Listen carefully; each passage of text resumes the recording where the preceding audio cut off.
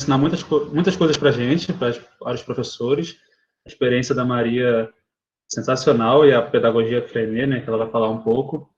E também essa questão do sonho, né, de sonhar juntos. A gente estava conversando outro dia lá no Círculo Laranja, que sempre durante as crises, né, crises econômicas, sociais, políticas, o Rosan Vallon fala que tem uma crise das utopias. Então, as pessoas deixam de sonhar. Então, eu acho que hoje o debate é um pouco nisso, né, um pouco nesse sentido. Como voltar a sonhar, como voltar a ter esperança, como lutar por isso, né? Não num futuro perfeito, mas no cotidiano, no dia a dia. Então, acho que é um pouco isso. Então, a Maria José, o título de hoje é Freinet na Periferia, uma proposta possível, com a professora Maria José da Silva. Ela vai apresentar mais ou menos durante 1h20, né, Maria? E depois nós vamos abrir para o debate. E aí, quem quiser ir já comentando e tudo mais, durante a apresentação, pode ir colocando no chat, aí depois a gente vai pegando.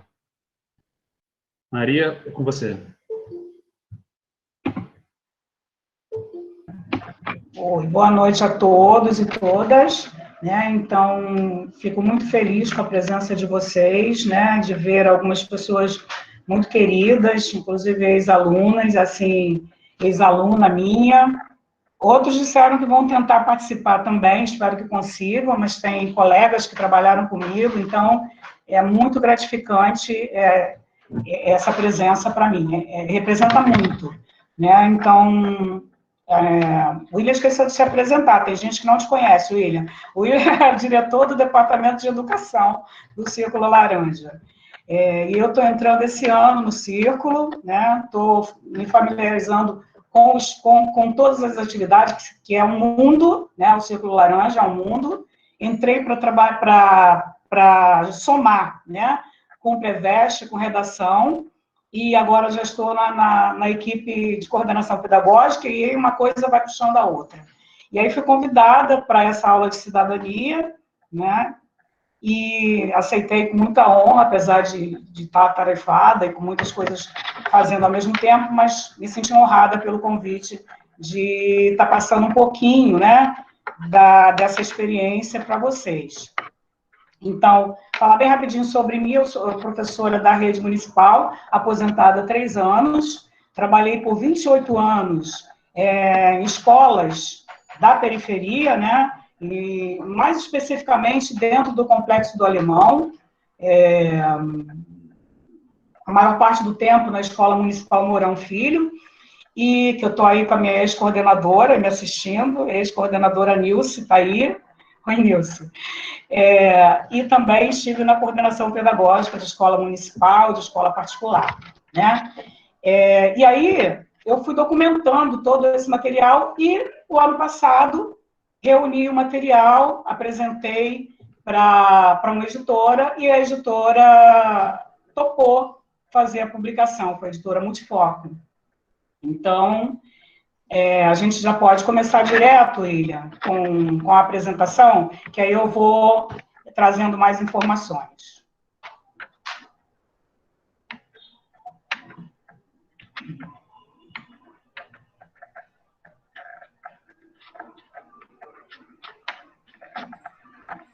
Ok. Então, o nosso tema de hoje é Freinet na Periferia, uma proposta possível, é o tema do livro, né? E aí eu incluí caminhos para uma educação libertadora, né? Tentando fazer essa ponte aí de uma educação libertadora. Pode seguir, William.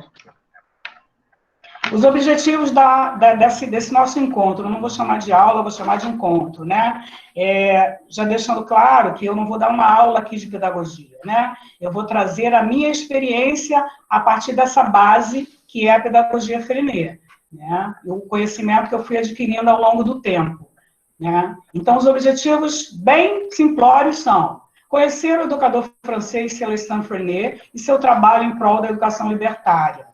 Conhecer a experiência com a pedagogia Freinet em escolas da periferia do Rio de Janeiro. São esses os objetivos. Pode seguir. Então, eu vou começar, né, trazendo para vocês um pouco da biografia de Freinet, né, dentro de um contexto histórico também que não pode ser deixado de lado. Célestin Frenet nasceu em outubro de 1896, numa pequena vila nos Alpes franceses, né? E o sonho maior dele era ser professor. Ele estudou na Escola Normal de Nice, e mais por causa da Primeira Guerra Mundial, né, que teve início em 1914, ele precisou interromper os estudos para se alistar.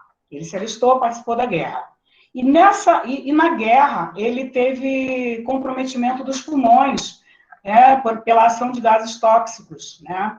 E aí ele precisou passar anos de hospital em hospital para tentar recuperar, e isso afetou, inclusive, as cordas vocais dele, né? Só que esse sonho ele não abandonou, ele queria ser professor mesmo com a saúde debilitada. E aí, em 1920, ele inicia o trabalho dele numa escola pública, né, na França, no interior da França, numa pequena aldeia, no sul da França. E ele tinha, justamente por ter interrompido os estudos para ir para a guerra, ele tinha pouca experiência, pouco conhecimento teórico, né? Mas iniciou o trabalho como professor substituto. Tá? Só que, ao mesmo tempo que ele não tinha experiência, ele tinha uma sensibilidade extrema, né? na observação com os alunos. Né? E essa observação começou exatamente, né, naquela sala de aula tradicional, fechada, escura, com as carteiras fixas do início do século, né, início da década de 1920, e aquilo, ele percebeu que a apatia das crianças naquela sala de aula, né, e aquilo incomodava tremendamente, ele não aceitava aquelas crianças apáticas, né, enfileiradas, um olhando para a cabeça do outro, e aquilo já mexia com o Frenet, e ele pensava o que ele podia fazer com relação a isso, mesmo sem ter o embasamento teórico necessário. E ele foi anotando as observações que ele fazia, e se perguntou, onde está o interesse das crianças? Né? Quando as crianças iam para o recreio, eram alegres, espontâneas, observadoras, e aí voltavam para a sala de aula, a apatia voltava junto, né, com elas. E ele percebeu, ele começou a refletir no seguinte, se o interesse das crianças está lá fora, por que eu não vou lá para fora com elas? Né? O que me impede de fazer isso? E aí ele começou a sair com as crianças, conversar com os camponeses, observar os animais, né? E aí, quando voltava para a sala de aula, ele pedia para as crianças falarem o que elas observaram lá fora, né? E era o escriba, ele ia escrevendo o que as crianças falavam. E aí nasce a ideia e a técnica, né, que é a primeira técnica Frenet, que é a aula passeio. Né? A aula passeio, que hoje muita gente comenta, fala, nasceu exatamente aí, com o Frenet, a partir dessas observações que ele fez. Né? E um detalhe importante com relação ainda, por que Frenet foi buscar essa mudança na metodologia, a saúde dele, como eu já falei, era debilitada, né? É um detalhe importantíssimo, a saúde era muito debilitada, então ele, com a pouca experiência que ele tinha, ele sentia muita dificuldade de controlar, entre aspas, a turma, né? A voz não chegava no fundo da sala, ele tinha uma voz muito fraquinha, né? E é incrível perceber que essa dificuldade de Frenet foi o que impulsionou, né, que ele construísse toda uma pedagogia voltada para a livre expressão e para a autonomia das crianças. Né? Porque ele pensou, já que eu não consigo dar conta dos alunos aqui, né, fazendo como os meus colegas, a maioria deles faz, que é falar em tom de voz alto, eu tenho que buscar maneiras de chegar até os meus alunos. Tá? E aí ele começou de sair, explorar o meio, ver o trabalho dos camponeses. Isso foi despertando o interesse de outros colegas, de outros professores. Né? Alguns desconfiados, mas outros querendo saber o que era aquilo que ele estava fazendo, por que ele estava fazendo. Né? E aí Frenet criou a CEL, que era a Cooperativa do Ensino Leigo. O que ela fazia? Ela preparava material para ser usado pelos alunos. né? E à medida que o grupo de seguidores, né, dessa nova pedagogia foi crescendo, esse material era espalhado por várias escolas da França e de outros lugares, como a gente vai ver mais à frente. Pode seguir, William, por favor. Eu não falei, né, gente? Esqueci, o William também esqueceu, não sei se o William falou. Eu prefiro que a gente siga, né? E vocês vão, por favor, coloquem as perguntas no chat, né? Os comentários que o William ficou de anotar, e aí a gente vai a essas perguntas no final, tá? Ou os comentários. Então, trazendo um pouquinho da contextualização histórica, tá? Década de 30, estávamos vivendo no clima de tensão pré-guerra, né? Pré-Segunda Guerra já, né?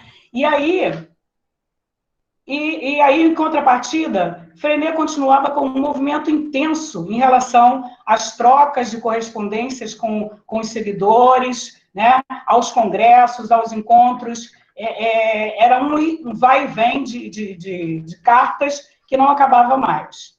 E isso começou a despertar, né? A chamar a atenção dos órgãos públicos, né? Principalmente da escola onde ele trabalhava, né? Ainda dentro desse clima, né? O nazismo se espalhava na Alemanha, o fascismo na Itália, e algumas ideias começaram a ser difundidas por conta desse clima, que eram: amem as crianças, né? A educação é um apostolado, falem pouco, mas falem bem, né? E aí começa, né, o que é sensacional na personalidade de Freinet e na personalidade de quem acredita nessa pedagogia, que é uma militância em relação aos problemas sociais e políticos intensa, uma militância intensa. E aí Freinet reage de maneira veemente contra essas ideias, porque ele diz que elas, já lá na década de 20, ele diz, elas estão fazendo com que o professor, né, tenha comprometida, e a gente não pode aceitar isso. É claro que esse movimento de Freinet trouxe mais pessoas, mais professores para né, o seu lado, mas também trouxe inimigos, né? E por conta disso, ele foi exonerado da função de professor da escola pública onde ele atuava, né? Ele foi exonerado e mais tarde, ele e a esposa, Elise Freinet, eles fundam a escola em 1935, eles fundam a própria escola, né? E para essa construção, toda a comunidade participa, ele consegue trazer toda a comunidade para participar, né? Depois veio um movimento, mais uma vez de militância, que era lutar contra o excesso de alunos em sala. Eles começam a levantar a bandeira em sindicatos, em congressos, em todos os espaços, né? Freinet à frente disso e seguidores com ele, que as salas de aula tinham que ter no máximo 25 alunos. Não podia passar disso, né? E por um bom tempo se conseguiu, né? Não sei exatamente hoje qual é a realidade na França, mas por um bom tempo se conseguiu atingir esse objetivo. Então, ele tinha um espírito aguerrido, evolucionário, tá? E os alunos dele não podiam ser diferentes, né? Os alunos dele também eram dessa forma. Então, o que os alunos descobriram, né? Numa determinada época? A escola não tinha água nas torneiras, né? A escola onde eles estudavam não tinha água nas torneiras. E eles descobriram que tinha como trazer essa água da fonte que ficava próxima à escola. Então, eles se mobilizaram para conseguir levar água para a escola e conseguiram, né? Então, essa relação com a comunidade, com o meio, na busca de soluções, é permanente dentro dessa pedagogia, né? E Freinet escreveu inúmeros artigos que foram publicados na revista dele, O Educador Proletário. Vou falar depois, mas já estou antecipando. E essa revista existe até hoje na França, só que existe com o nome de O Educador somente. Agora, vocês imaginem em clima de guerra, né? Um professor está divulgando artigos que eram, naquela época, considerados totalmente subversivos, né? Numa revista. Isso chamou a atenção e foi mais um motivo de perseguição, né? Mas aí eu esqueci de um ponto importante. Eu falei que ele começou a trabalhar como professor substituto, né? Ainda não tinha concluído, mas ele voltou a estudar e, por isso, ele foi habilitado a lecionar na escola pública, tá? Como professor titular. E aí, outra bandeira ele traz, né? Ele percebe a luta dele contra as cartilhas, marcou a época, porque ele não aceitava de forma alguma, né, aquele BA, BA, BE, BE, BI, BI, né? Ele não aceitava que se começasse de uma parte para tentar entender o todo. Ele dizia que, quando a criança chegava no final da frase, ou no final do texto, ela já não sabia mais interpretar aquele texto. Então, ele defendia a visão global primeiro. E, para isso, ele passou a estudar, né? Ele leu De Crowley, Pestalozzi, Piaget. Então, ele leu os especialistas da época e trouxe várias contribuições desses especialistas, filósofos, médicos, professores, pedagogos, para construir a pedagogia dele, né? Então, ele escreveu um artigo que foi bem polêmico, que dizia assim: abaixo os manuais escolares, né? Abaixo, acabem. Por quê? Ele dizia que os livros da época, isso em 1920, tá, gente? Ele dizia que os livros da época, eles não atendiam às necessidades dos alunos, né? Que eles precisavam ter um material próprio, que não falavam a língua deles. Então, vamos construir o nosso material. E a CEL, que eu já mencionei, entrou nesse trabalho, né, de construção do material, que começou com fichários, e depois virou revistas, e livros e tudo mais.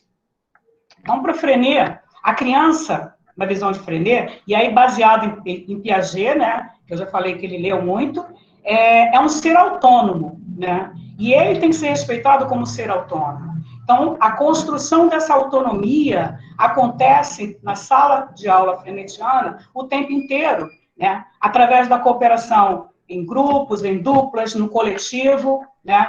O aluno, a criança ou adolescente, ele é levado a agir com autonomia, né? Um outro princípio importante é a educação pelo trabalho, que o Freinet sempre bateu nessa tecla. E o que seria isso, né?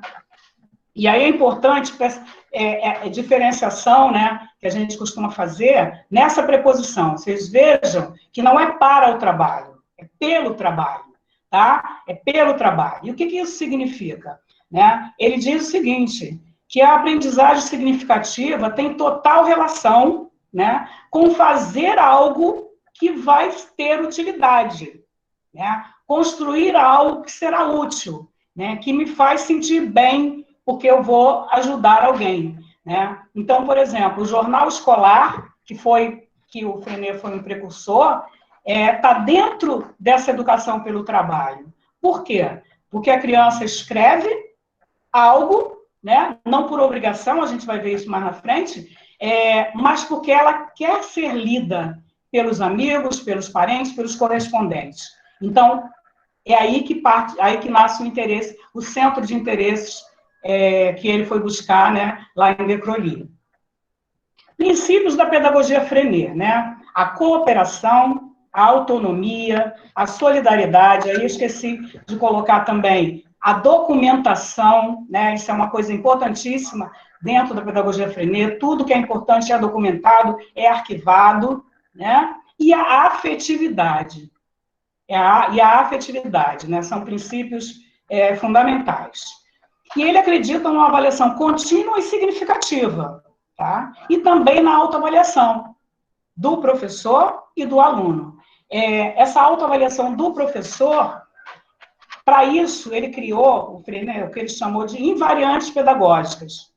São princípios que o professor vai se avaliando periodicamente, né? Para ver se a prática dele, se a prática corresponde ao discurso. Então, ele faz um sistema parecido com placas de trânsito. né, o professor vai marcando ali, se tiver vermelho, opa, estou fugindo ao meu discurso. Se tiver verde, ok, se tiver amarelo, atenção. São como placas de trânsito para cada um dos princípios. Por exemplo, a criança é um ser autônomo, é um dos princípios das invariantes pedagógicas, né? Eu estou respeitando esse princípio? Se eu estou, é verde. Se eu não estou, eu estou mais ou menos, é amarelo. Se eu não estou respeitando, é vermelho.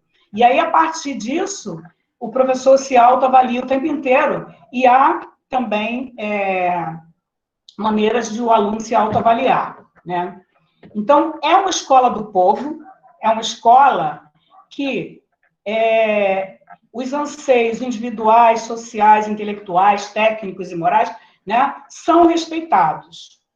E aí a gente volta ao contexto histórico novamente, falando sobre a Segunda Guerra Mundial, porque o Freinet, né, atravessou as duas, com as ideias dele, com a pedagogia dele, que sobreviveu a elas, né, é bom deixar claro. Então, a Segunda Guerra Mundial, de 1939 a 1945, como eu já falei, todo esse movimento de Freinet, as correspondências, o jornal, a revista, né, levaram as pessoas a pensar que ele era um espião, que ele estava fazendo o trabalho de espionagem. E aí, né, muitos também foram perseguidos pelas ideias que divulgavam. Alguns companheiros dele foram presos e mortos. Professores até que tinham estado num congresso há pouquíssimo tempo, anteriormente, e com o Freinet aconteceu dele ser preso, tá? Ele foi preso. E aí, William, segue, por favor.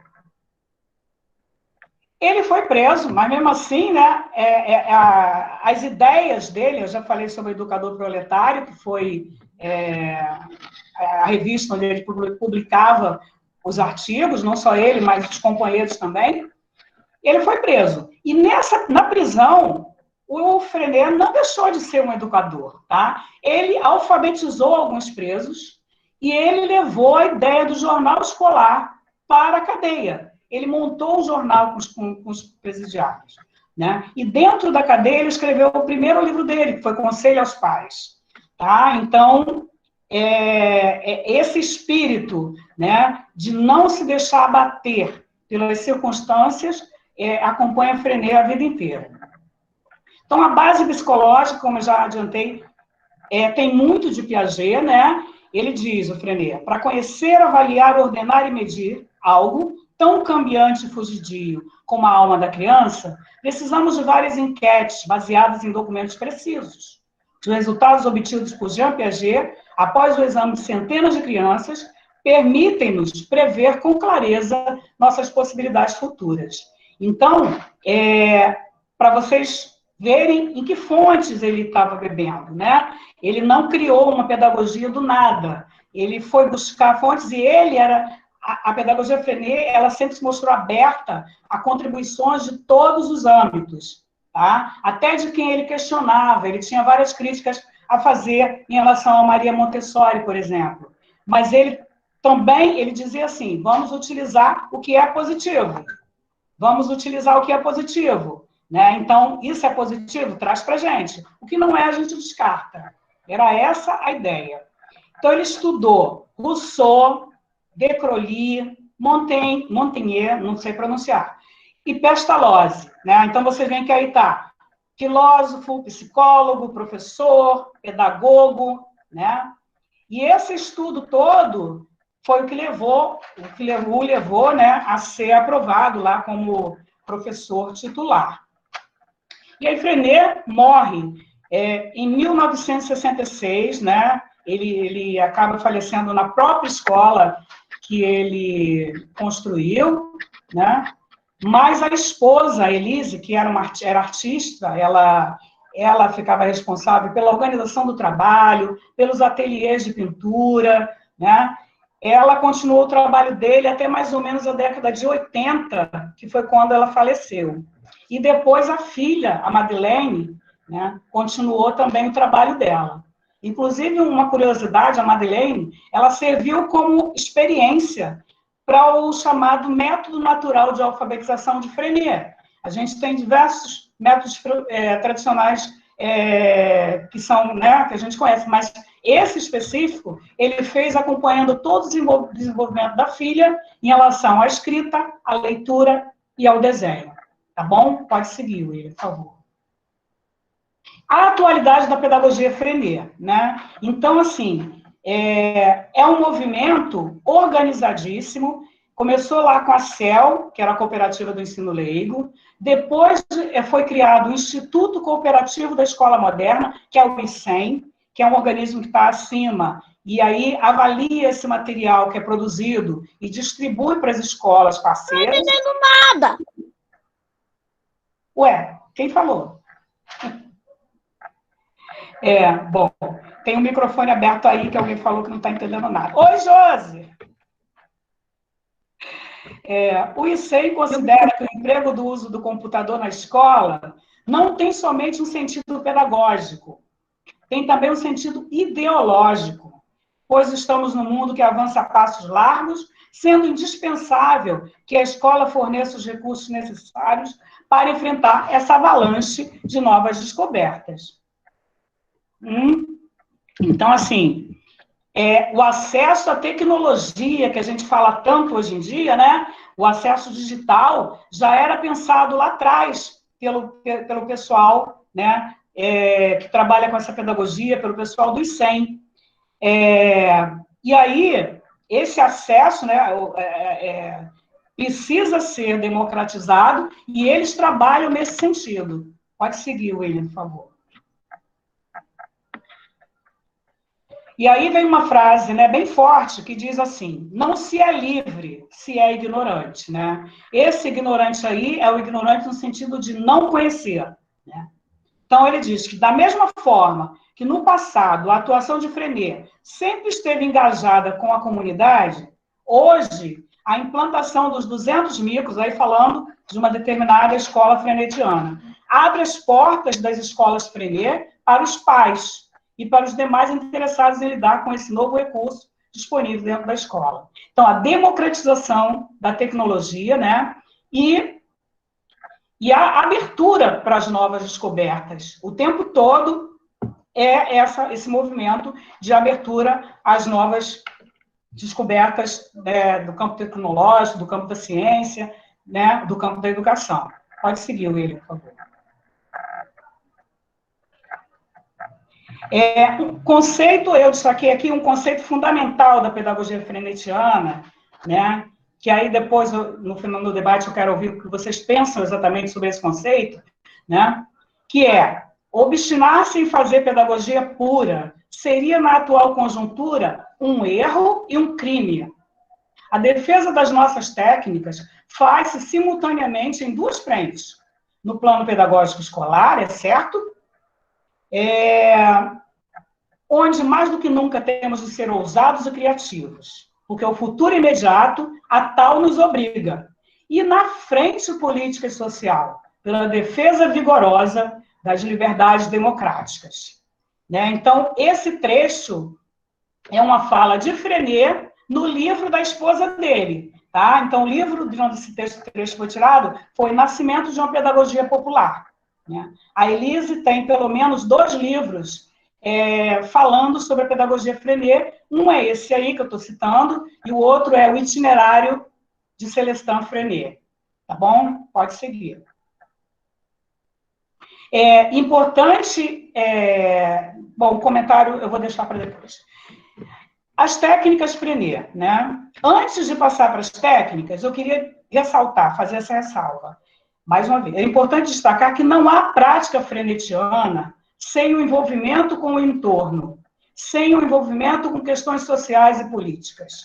As técnicas sozinhas não dão conta da filosofia do trabalho frenetiano. Isso é um ponto crucial, tá bom? Então, aí eu estou citando algumas técnicas e nós vamos ver agora, na sequência, algumas dessas técnicas, agora fazendo o link com o livro, né, com a experiência concreta em sala de aula.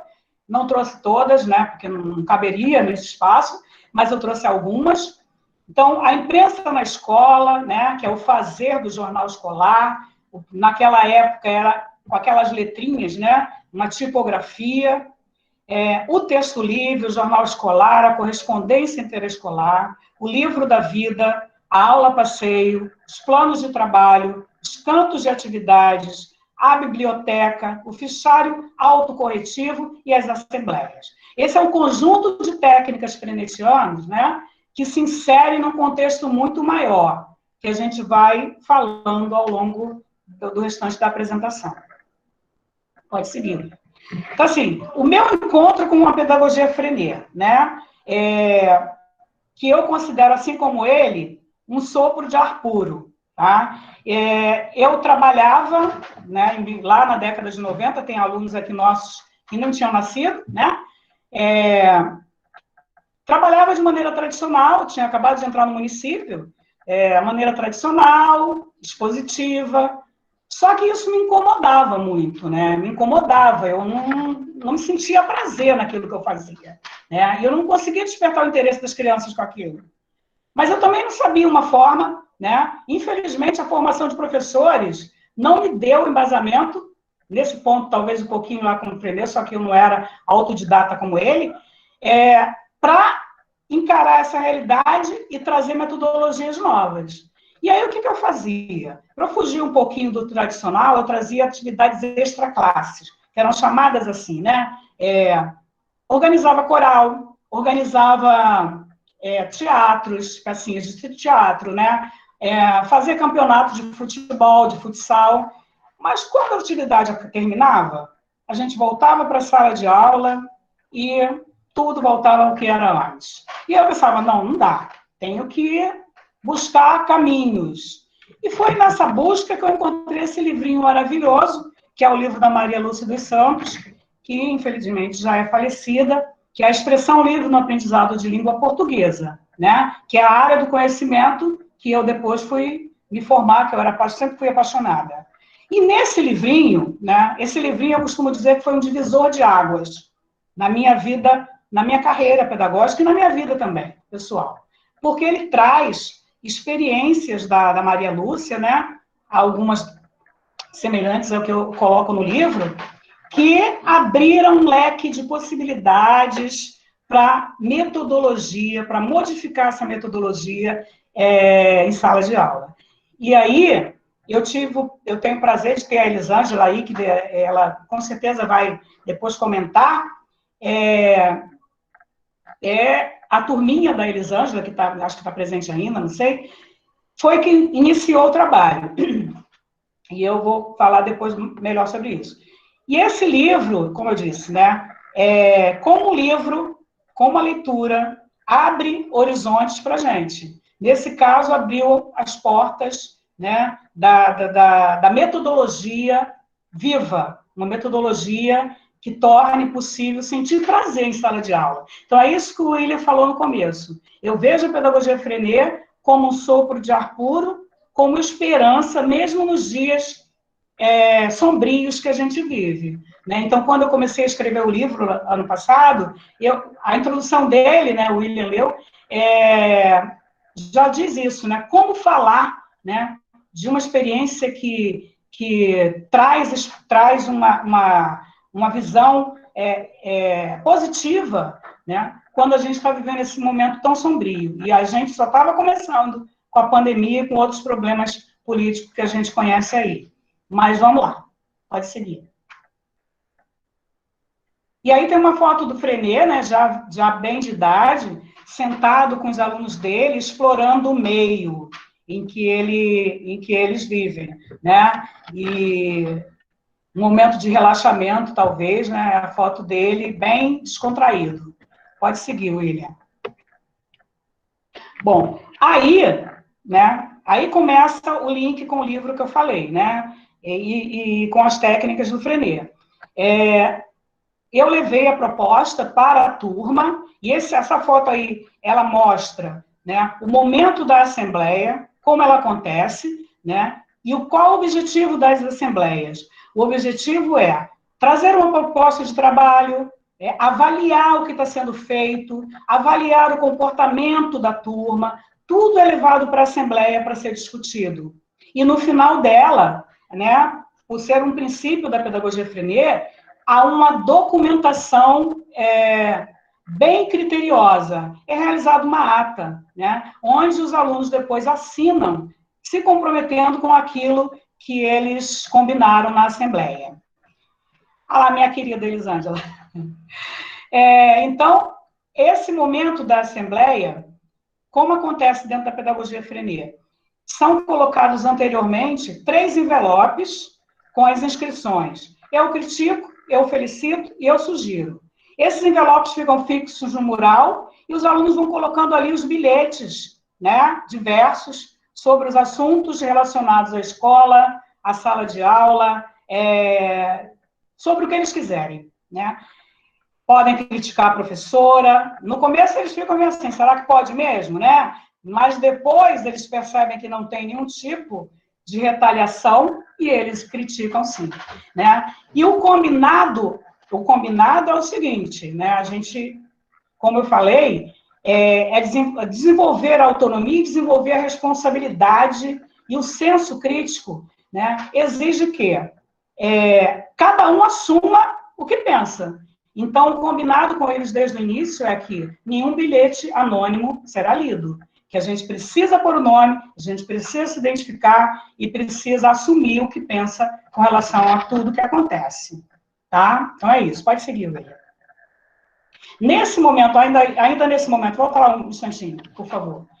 E foi nesse momento aí que eu passei a eles a proposta de trabalhar com a pedagogia Freinet, né? Que eu estava estudando o assunto, que havia um curso da prefeitura, né, também não falei disso, com base na pedagogia Freinet, naquela época, na década de 90, e que eu queria muito trabalhar com eles sobre isso. E a receptividade foi a melhor possível em relação aos alunos.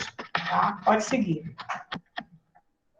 Aí, a correspondência interescolar, né? Essa correspondência, ela tem o objetivo, né? O objetivo, além da questão óbvia, que é desenvolver a leitura e a escrita, né? Ela não fica só nisso, ela vai além disso, porque ela cria laços, ela distribui afeto, né? Como queria lá o Pestalozzi, ela abre a escola para a vida, né? E aí a gente começou a trocar cartas com várias escolas, fomos pegando contatos, começamos a trocar cartas. A gente trocou cartas com a escola de Niterói, a Miraflores, a gente trocou carta com a escola Vivendo e Aprendendo na Tijuca, também particular, trocamos cartas com escolas do município, né? Escola Hermenegildo de Barro do Engenho da Rainha, a escola Juraci Camargo, em Olaria, né? Teve uma outra escola em São Paulo também. Então, assim, até está no livro esse detalhe, né? Essa escola de São Paulo, por conta dos problemas que nós vivenciávamos no ano de 94, que algumas pessoas aqui talvez se recordem, que a gente teve, né, a questão do exército nas favelas, a gente teve a questão da aprendizagem muito comprometida, né? Muito material dessa época foi perdido, não consegui documentar, houve perda de aulas demais lá na Mourão Filho, por causa de situação de tiroteio, o exército dizendo, não, hoje não pode abrir, foi a época que mataram um dos chefões do tráfico. Então, assim, essas questões do entorno afetando diretamente a educação. Tá? Pode seguir. E aí a gente tem exemplos de cartinhas, né? Como é que começava o projeto, né, da carta? Se fazia uma carta primeiro, que vem logo em seguida, coletiva, né? A turma fazia carta, e depois escolhia os nomes, quem queria, né? Era aberto, quem quisesse trocar cartas é que se tornava voluntário para isso. E geralmente a turma inteira queria, raros eram, se houvesse um ou dois, né? Que não aceitavam, era muito. E aí eles começaram a trocar correspondências individualmente. Essa cartinha aí foi para uma aluna, Elisângela, de uma turma de quarta série, antiga quarta série, né? 5º ano atual, e ela diz assim, oi, Elisângela, tudo bem com você? Eu estou bem. Aí ainda está tendo tiroteio? Eu gostei da caixa que você me deu. eu estou respondendo essa carta na quarta série, porque o meu pai e a minha mãe dão aula de manhã. O professor da quarta série e eu fiquei aqui, porque eu não tinha nada para fazer. Eu estou gostando de me corresponder com você. Eu estou te mandando um papel de carta e uma dobradura. Um beijo e um abraço, e amei. Né? E aí, o seguinte, William, é uma carta coletiva de uma turma da Escola Miraflores, em Niterói, né? Da minha querida professora Deila, com quem que a gente foi conhecer, a gente teve o prazer de ir a Niterói para conhecer, né? A gente foi conhecer a Escola Vivendo e Aprendendo também na Tijuca. Oi, turma 403. No dia 20 de setembro, nós tivemos uma feira do livro. Vieram alguns escritores, como Alair Alves, Roger Mello, Lia Neiva, Daniela Schindler, não sei se pronuncia, e José Louzeiro. Tinha muitas barraquinhas. A da 7ª série era de doces, a da 5ª série era de gibis, que eles vendiam por alguns centavos. Já na barraca de livros, tinham livros até de R$700. Nós estamos mandando uma foto da turma. Nesta feira do livro teve um teatro super legal, da Branca de Neve, que era uma comédia. Teve uma sala que era a Sala dos Segredos, onde cada um contava para algum objeto o seu segredo. Na feira ficaram em exposição alguns trabalhos das turmas. A feira foi muito divertida e nós brincamos para valer. Um abraço de Fabília, Paula, Patrícia, Roberta e Ana Paula. Então, pode seguir, William. E aí, como eu falei, né, depois de várias cartas enviadas de lá para cá, de cá para lá, né, começou não, a gente tem que se encontrar, a gente tem que se ver. E aí, está aí a foto de um dos primeiros encontros da minha turminha lá de 1993, da Escola Mourão Filho, né, no Complexo do Alemão, com a Escola Vivendo e Aprendendo na Tijuca. Nessa foto aí, a turma de lá deu um presente, né? Esse joguinho de futebol de pinos, eles ganharam esse joguinho da Escola Vivendo e Aprendendo. E o mais bacana, né, é ver a interação, descobrir espaços que nunca imaginavam na escola, né? Tipo uma sala de informática, que nós não tínhamos, e outras tantas coisas. Né? A gente vai ver numa das fotos aí, uma das minhas alunas, pode ir, William, pode ir.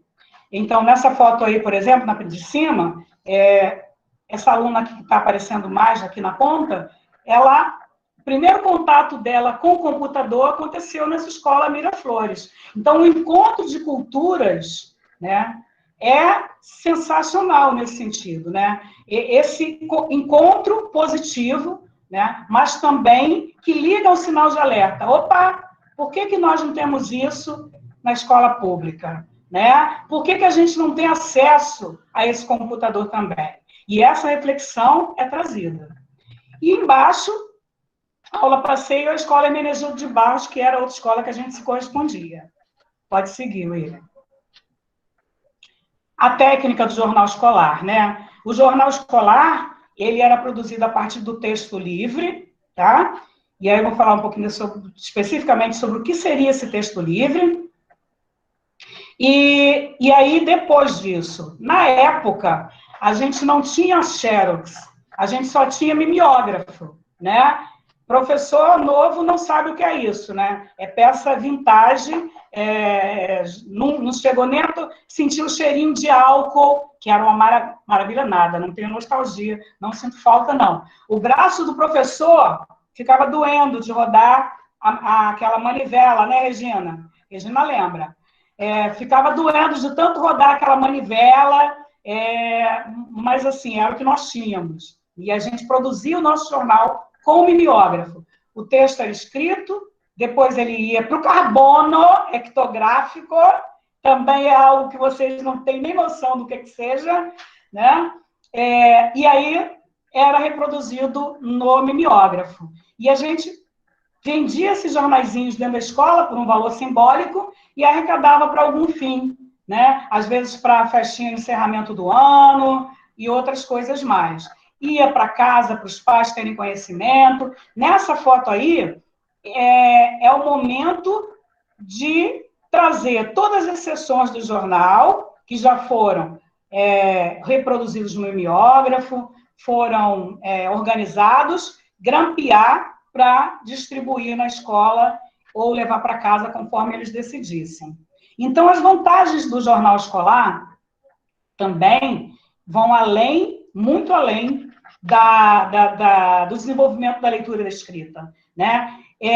Gera uma necessidade de escrever, por quê? Porque o aluno, a criança ou o adolescente, ele quer que o texto dele vá para o jornal. Ele quer que o texto dele saia dos muros da escola, né? Que chegue lá no parente, no amigo, que possa ler. Então, ele vai se aperfeiçoar ao máximo para escrever esse jornal, para escrever esse texto. Então, essa autoestima é o que tem de mais positivo na pedagogia Freinet, uma das questões, né, que eu gostaria de ressaltar. E a necessidade que o aluno, parece utópico, mas não é. O aluno passa a sentir necessidade de se expressar, tá? Porque ele vê o objetivo naquilo. O texto que ele vai criar não é mais para ser lido somente pelo professor e parar numa gaveta, como acontece na maioria das vezes, né? Uma crítica que o Freinet faz em relação ao ensino tradicional é que a famosa redação, o que acontece com ela? O aluno faz, né? Ele entrega para o professor corrige, na maioria das vezes, infelizmente, né? Até não é uma crítica, é só uma observação, acaba rabiscando o texto do aluno, né? E devolve. E ele vai ser colocado ali numa gaveta e pronto. E para que ele escreveu, né? Para que ele escreveu? O Freinet diz que a impressão que dá é que no ensino tradicional se trabalha para não deixar marcas, né? Ou seja, se faz uma produção, de repente, muito bacana, mas essa produção morre naquele momento ali, é estanque, né? Ela não é documentada, ela não é divulgada, ela não rompe os muros da escola como um trabalho voltado para a linha frenetiana, e aí, traçando um paralelo com o nosso querido Paulo Freire, né? Tem tudo de Paulo Freire, vocês vão observar, né? A questão de você, a crítica que ele faz, né? A alfabetização partindo do beabá e que não traz uma visão de mundo, né? Tem tudo a ver com ele, a questão da autonomia, a questão de relacionar com o político e o social, Paulo Freire o tempo inteiro, né? Pode seguir, William.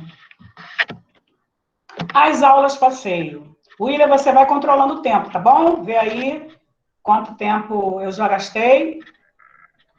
As aulas passeio, né? E aí, como eu falei, muita gente passou a utilizar o termo aula passeio, jornal escolar, né? Mas alguns até sem saberem de onde esse termo surgiu, né? Então, o Freinet ele foi precursor do termo aula passeio, do jornal escolar, ele foi o precursor disso aí. E muita gente começou a usar as técnicas pelas técnicas, não sabendo, não relacionando, né, com esse embasamento teórico que é fundamental. E aí a gente tem um exemplo, foram várias aulas passeios, eu trouxe algumas de exemplo, né? Trouxe essa de exemplo, que é a aula ao Parque Ecológico Chico Mendes, né? A gente foi até lá, eles ouviram falar, estão assistindo a palestra, quem foi Chico Mendes, qual é o trabalho que o parque faz, a importância da preservação das espécies, a importância da preservação da lagoa, né? Esses conteúdos que fossem somente tratados em sala de aula seriam desvinculados da realidade, né? São trazidos para ela e contextualizados, numa aula passeio em que eles veem tudo ao vivo e a cores, né? Então, vai lá, William. E aí, depois dessa aula passeio, né, o que acontecia? Ou a gente pedia, a professora, no caso, um relatório, né, as turmas maiores a gente pedia um relatório, e os alunos faziam, sempre tinha alguém que era voluntário para fazer relatório, né? No livro tem alguns exemplos. Se fosse turma menor, eu fazia uma avaliação coletiva, que é o caso dessa turminha aí. E essa avaliação coletiva, no quadro, eles destacaram pontos positivos e pontos negativos, tá? Pontos positivos que eles viram. Vocês vão ver que eles são bem cruéis na avaliação. Pontos positivos: passear pelo parque, pegar no jacaré e no cágado, brincar no parque, assistir a palestra, ver o vídeo, catar conchinhas. Depois eu vou falar sobre essa questão das conchinhas. Respondemos e fizemos perguntas, aprendemos a preservar o meio ambiente, aprendemos um pouco sobre Chico Mendes e tiramos fotos. Esses são os pontos positivos. Aí eles vão para os negativos agora. Pontos negativos. Olha como são cruéis. O Diogo quebrou um galho da árvore avó. A árvore avó, que o guia nos mostrou, era a árvore mais velha do parque, né? E era enorme. Eles brincaram de tentar abraçar a árvore, se reunindo vários à volta dela.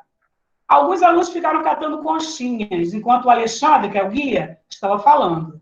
Alguns alunos botaram a cabeça para fora da janela, deram miolo no Lindbergh. Antônio, e aí entrega. Antônio, Alexandre e Rayan. A Ana Paula jogou conchinha nos carros. Cantaram no ônibus antes da hora combinada com a professora. A turma se pendurou na cerca do tanque dos jacarés. Pisamos na grama, falamos muito na hora do vídeo. Vários alunos não respeitaram a professora. Principalmente Rayan, Gláucia, Antônio, Alexandre, Edson e Leandro. Então, vocês veem, a avaliação precisa, né? Melhor do que a nossa. Pode seguir, William. E, falando da documentação, o livro da vida é o material mais importante em relação à documentação desse trabalho. É nesse livro que se coloca todo o material produzido, né? Os jornais, as cartinhas que recebem, os relatórios de aula, os registros de assembleias, as atas, né? O registro fotográfico de aulas passeio, estão todos nesse documento, né? Então, é um arquivo digno do que acontece em sala de aula, né? E não se perde, não se perde. Pode passar vários anos que vai estar ali documentado, tanto é que eu consegui, né, escrever o livro a partir dessa documentação, né? Então, e essa documentação, ela pode ter o formato que a turma e a professora escolherem. No nosso caso, essa turminha escolheu, né, utilizar uma pasta com plásticos para ir colocando ali o material.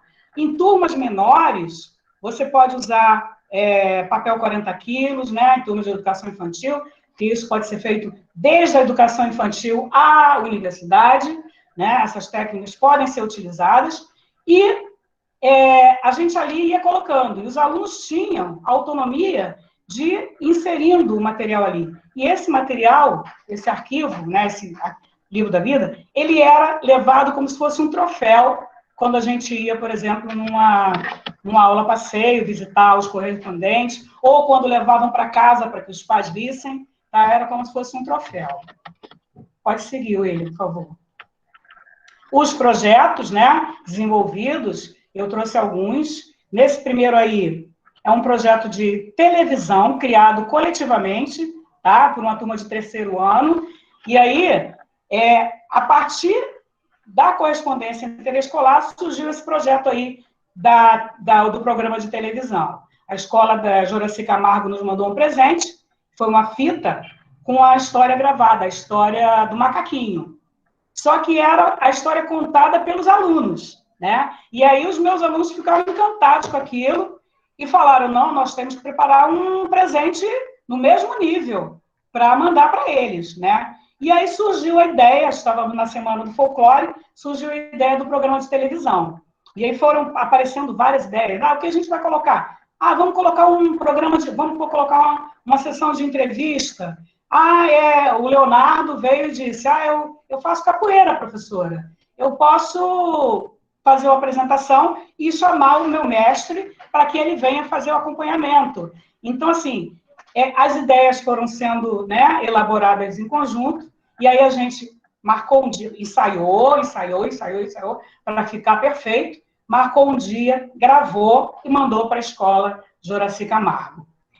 Na segunda foto, é a produção de um vídeo, tá? Sobre o tema O Negro Ontem e Hoje, o que mudou, tá? E aí, esse projeto foi elaborado, né, para trabalhar a questão da representatividade negra, né? A gente estava próximo da consciência negra, e foi produzido um roteiro mesmo de vídeo, tá?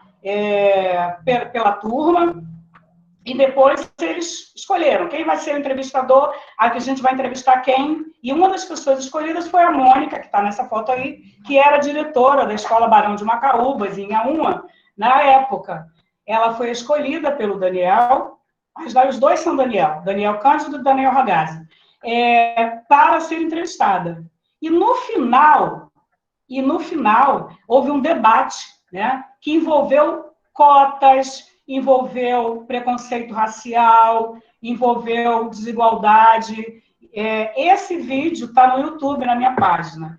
Ficou longo, porque eu não quis cortar nenhuma das falas dos alunos, então eu deixei do jeito que estava, sem nenhuma edição. Tá? Pode seguir. Outro projeto, né? Esse projeto aí, da Orquestra em Sala, foi uma parceria com o Teatro Municipal, e aí com a Escola de Música também do centro da cidade, era Escola de Música e Teatro Municipal. O professor que quisesse participar tinha que ir lá para o centro da cidade à noite para assistir algumas aulas e depois trazer as atividades para realizar com os alunos. Algumas tinham a ver com conhecimento de orquestra, sensibilização para a música clássica, formação de plateia, né?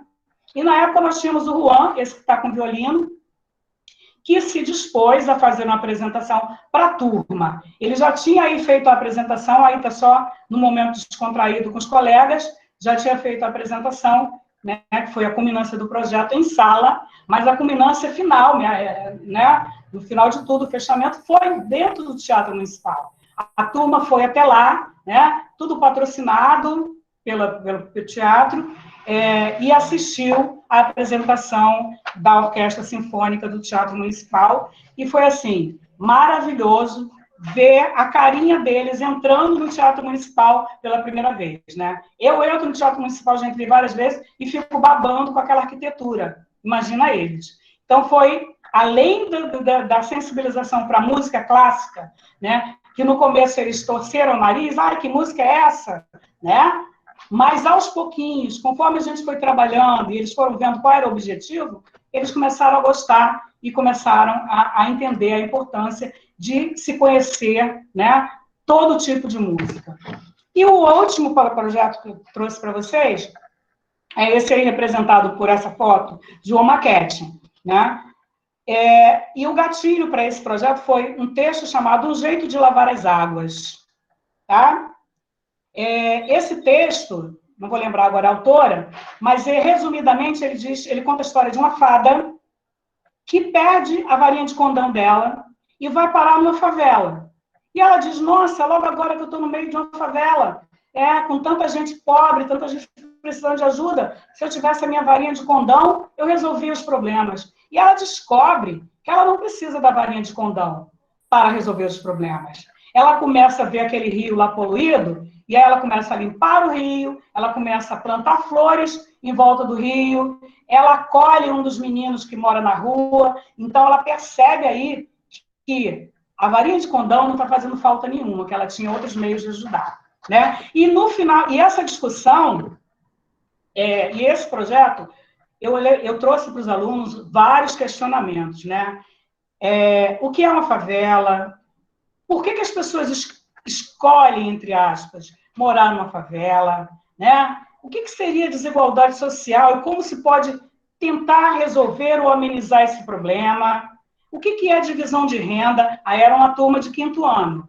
O que é a divisão de renda? E eles foram falando, o relato deles também está no livro. Tá? E, no final, eles criaram maquetes que foram expostas lá na Escola Barão de Macaúbas, com o que nós temos hoje na favela e o que seria a favela ideal. Vocês vão ver, de um lado, lixo no chão, né? Barracos. No outro lado, né? Já prédios, construções mais organizadas, uma quadra de futebol. Ou seja, essa seria a visão deles do que é uma favela ideal, né? Segue. E aí, exemplos de textos, tá, gente? Antes de mostrar os exemplos, eu queria fazer uma ressalva sobre o que é texto livre para o Frenet, né? Texto livre é diferente de redação de tema livre, tá?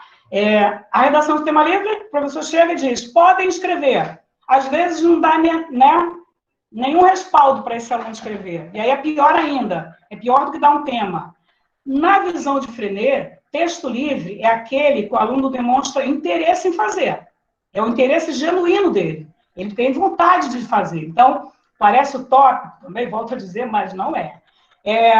Quando você mobiliza o interesse e você faz uma roda de conversa com frequência e você traz textos motivadores, né, eles percebem que eles também conseguem construir textos bacanas. Então, por exemplo, um aluno que tem uma coleção de robôs, que ele é louco por robôs, ele conhece muita coisa do assunto, ele pode trazer um texto, pedir, professor, eu posso escrever sobre robô? E esse texto ir para o jornal? Pode. Eu posso escrever na hora do recreio? Pode. E esse é um texto livre. O texto, né, ele pode ser escrito na escola ou em casa, tá? Segundo o Frenet. Mas tem que nascer do interesse genuíno da criança. Mas também não impede, quer dizer, tem que nascer do interesse genuíno, porém não impede que o professor crie um ambiente que possibilite que os alunos em sala produzam individualmente, em grupo, em dupla, né? Esse texto que é livre também, por quê? Porque ele tem várias possibilidades para escrever e ele vai utilizar a que melhor, que ele considerar melhor. E aí, gente, esse texto aí, a gente viveu em 1993, né, a chacina da Candelária, né, muitos vão se lembrar. Várias crianças foram mortas, né, crianças que moravam na rua, uma coisa tenebrosa aconteceu lá na Candelária. E é claro que esse tema foi para a sala de aula. E aí surgiram poemas sensíveis demais, né? Um deles é esse que eu vou ler para vocês. Companheiro exterminado. Era um dia como o outro, 8 meninos dormindo, nas calçadas e nas praças. Quando, de repente, 3 policiais passaram, olharam, espancaram e mataram. 8 inocentes crianças que dormiam tranquilamente. Noite sombria. Tinham amigos. No enterro, seus olhos pediam justiça. E esse texto foi da Lucileia Félix Leonardo, que é uma querida com quem eu ainda tenho contato, né, desde aquela época. E é da turminha da Elisângela, que está aí nos assistindo. Pode seguir, William. Está aí participando. O outro, menino de rua. Quem é você, menino? Será que você é quem eu penso? Um menino que precisa de carinho? Uma pessoa que quer conversar? Um menino sozinho neste mundo, onde todos são tão desorganizados? Coitado desse menino, que não tem lugar para se confortar. Coitado desse menino que dele só sobrou a alma.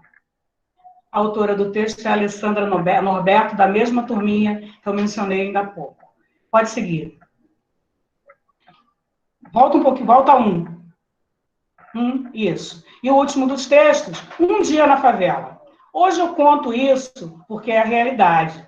Porque todo dia eu acordo, eu fico assustada, porque eu escuto tiro. E fico com trauma. Mas mesmo assim eu tenho que ir para a escola. Quando eu chego na escola, não tem aula. E eu tenho que vir para casa a pé. E quando eu chego no pé do morro, tem polícia dando tiro para lá e para cá. As mães das crianças ficavam preocupadas e choravam de medo e o tiro não parava. Então, aí foi feito por 2 meninas, em dupla, Loslene e Suelen. Pode seguir, por favor. E aí eu falei que era o último, não era ainda, esses aí que são. Avaliando o ano letivo, né? Avaliando o trabalho feito. E aí eu peguei o trechozinho da Jaqueline, mas o texto dela é imenso e está no livro, ela avalia vários aspectos do trabalho, né? Eu peguei só um pedacinho. Em minha opinião, os responsáveis da biblioteca deveriam ter mais responsabilidades com a biblioteca. Todos da turma reclamaram sobre isso. A biblioteca é muito importante para todos nós, para conhecer o mundo melhor e para melhorar a leitura. Né? Jaqueline, do 5º ano atual. E depois, uma autoavaliação. Esse ano, eu participei de todos os subprojetos. Eu aprendi a ser realista. Quando eu fizer coisas erradas, que a professora não gosta, claro que ela vai ter que me dar bronca, mas ela tem razão. É por isso que eu agora respeito ela. Esse agora, enfatizando para que vocês vejam que nem tudo são flores e nem é o tempo inteiro, né, desde o comecinho do ano, que a gente consegue um resultado. Isso é trabalho árduo. E em algumas turmas, esse trabalho árduo se prolongou até mais. Eu tive turmas muito difíceis, né? Não sei por que cargas d'água.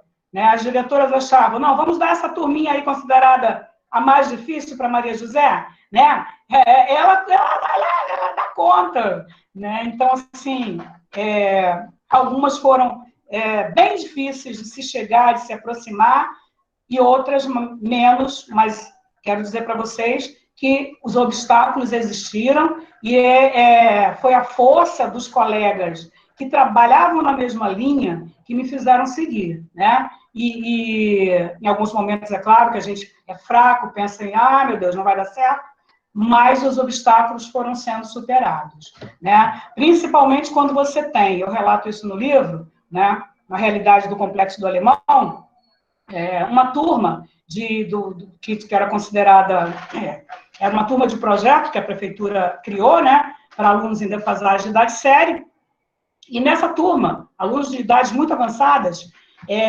havia 2 alunos que nitidamente já estavam envolvidos no tráfico, né, e continuavam frequentando a aula, continuavam frequentando, normalmente, e assim... E aí, aquele jogo de cintura que o professor que trabalha em comunidade tem que ter, em favelas, né, para não mostrar que tem medo, né, e se firmar como autoridade. Né, se firmar como autoridade sem mostrar que tem medo. Então, um dilema tremendo. Né. E nesse ano que eu estou mencionando aí, a gente teve um aluno que, infelizmente, a gente perdeu para o tráfico, né? Porque a nossa luta diária era para tentar resgatar, trazer. E esse ano, infelizmente, eu relato isso, a gente perdeu um deles, né? Desses 2 que estavam envolvidos no tráfico. Pode ir, William, por favor. Maria, mais 7 minutos, tá? A gente Beleza, pode seguir.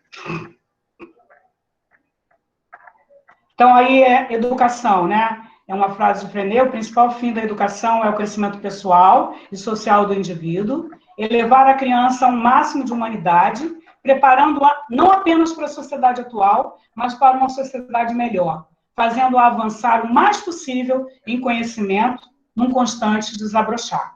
Pode seguir? Aí eu coloquei os meus contatos, né? Quem quiser tirar uma foto para poder, se quiser me contactar, fazer perguntas, saber como adquirir o livro, vendendo meu peixe aqui, tá? Então, os contatos de telefone, e-mail, um site, que eu trago conteúdo de língua portuguesa, as minhas redes, tá? Estou em todas as redes, apesar de ter passado dos 50, eu amo tecnologia, né? Eu adoro estar aprendendo, quero aprender sempre, Estou aprendendo bastante no Círculo, tá? Já, mesmo desse pouquinho de tempo, de fevereiro para cá, estou aprendendo muitíssimo no Círculo, né? No Círculo, e essa aprendizagem, ninguém tira da gente, né? É o que há de mais bacana, ninguém tira. A gente trabalha e o que a gente consegue absorver, tanto de conhecimento quanto de afetividade, de relacionamento, ninguém tira da gente. Pode seguir, William. Então, aí tem a capinha do livro, tá? Com link.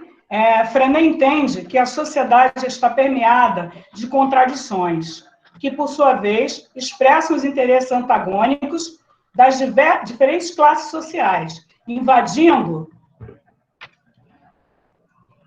Não acredito que eu tô perdendo a conexão, gente. Meu Deus. Estão me ouvindo ainda? Estamos, Maria. Pois é, porque a tela ficou preta para mim. Qualquer coisa, para eu acompanhar o debate, eu vou sair depois e entrar pelo celular, tá bom? Beleza. Então tá. Não estou vendo nada, William. Vou Mas ver aqui pode no falar que meu. aqui tá normal, que o teu vídeo tá normal, tá certinho. Pois é. Ah, agora deu uma congelada.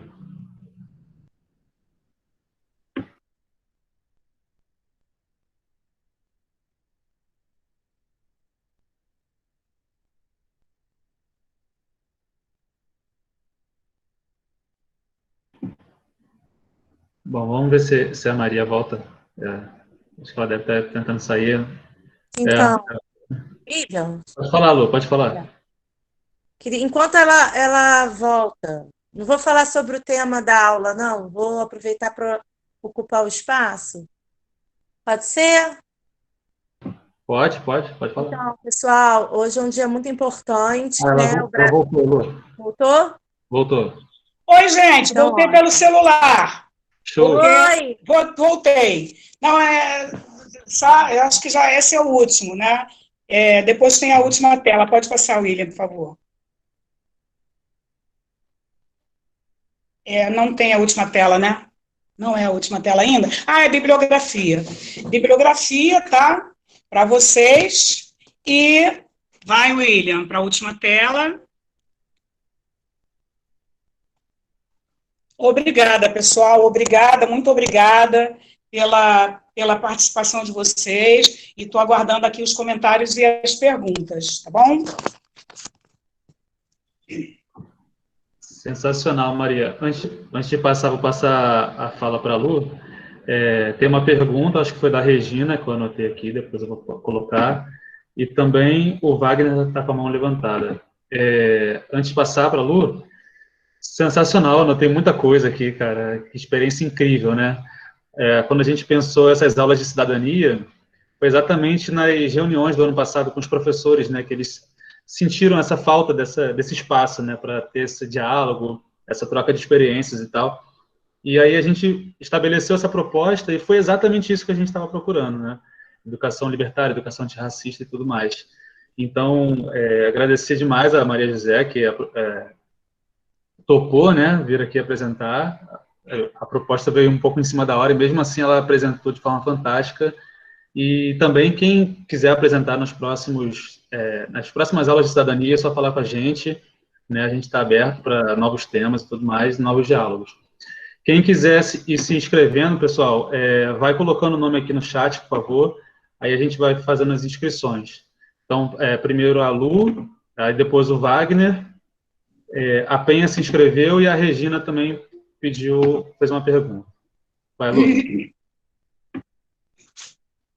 Oi, boa noite, todas e todos e todes. Quero primeiro, assim, primeiramente agradecer a Maria José, que é essa mulher grande, forte, presente. Maria José chegou no Círculo Laranja e desde o início se mostrou uma companheira, né, uma pessoa que soma, uma pessoa que constrói junto, né? Isso nos fortalece muito, porque a construção do círculo é uma construção para a vida, não é uma construção para hoje, para amanhã, é uma construção que a gente, enquanto membros, integrantes do círculo, queremos deixar como legado, né? A gente vê esse espaço como um espaço de transformação da gente e da gente junto à sociedade. Eu queria falar que eu gostei muito das experiências, Maria, que você trouxe na aula, sabe? Me senti tocada por elas, né? Lembrei de muitos momentos que eu tive na minha escola municipal. Eu estudei no Jamermóis, estudei depois no Visconde de Cairu, que era uma escola de vanguarda, né, da cidade do Rio de Janeiro, uma escola que abriu portas para lutas muito sérias e muito importantes, ao mesmo tempo que era uma escola que tinha o teatro, que gerou uma série de artistas que estão hoje aí, né? Tinha o coral, que você falou também, e a gente queria ficar o dia inteiro na escola, era uma loucura, os pais queriam que a gente voltasse para casa, mas a gente não queria sair da escola, porque era muito bom ficar na escola, né? A escola tinha o coral, tinha o teatro, tinha o Grêmio, tinha o handball, e a gente ia para a quadra, e a gente conversava entre a gente, mas a gente tinha aulas incríveis, professores maravilhosos, e a gente tinha assembleias de alunos, assembleias de professores, assembleias de alunos e professores juntos, com os pais, e todo mundo com poder igual de falar e de votar. Então, assim, eu agradeço muito o Cairu, né, pela minha formação política. Então, eu queria falar um pouco sobre a escola como lugar comum, né? Eu vi, eu visualizei nas tuas experiências, né, essa apresentação sua, muito disso, da escola, ela absorver a realidade, né? O que estava latente, assim, que está latente na sociedade, aqui, na comunidade, na favela, no dia a dia, no meio ambiente, enfim, em vários lugares. Eu sinto muita falta da gente derrubar os muros da escola. Não, eu sinto muita falta da gente conseguir ter uma relação com esse ambiente escolar, que é uma relação de trazer a comunidade para dentro da escola efetivamente, de trazer a realidade do bairro para dentro da escola, de abrir as portas. A gente está vendo aí, e a gente não para de ver, né? Essas situações tristes dos assassinatos que estão acontecendo, quer dizer, nas escolas. Pessoas entram nas escolas e matam crianças, professores, e isso vai gerando um afastamento cada vez maior do ambiente escolar, da educação, da sociedade. A escola se fecha para se proteger, né? Corretamente até, e aí como que ela lida com esse processo, com essas violências, né?